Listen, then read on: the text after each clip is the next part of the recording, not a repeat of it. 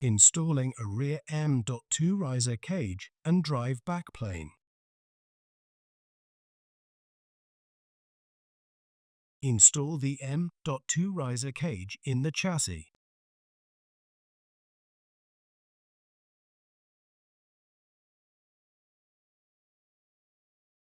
Fasten the screw to secure the riser cage. Connect the riser card cables to the processor board.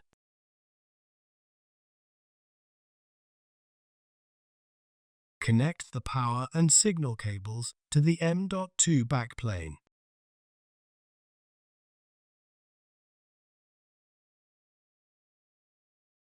Align the backplane with the guide pin on the riser cage, and then slide the backplane toward the riser cage until the guide pin is seated in place. Fasten one screw to secure the backplane. Connect the power and signal cables to the M.2 backplane.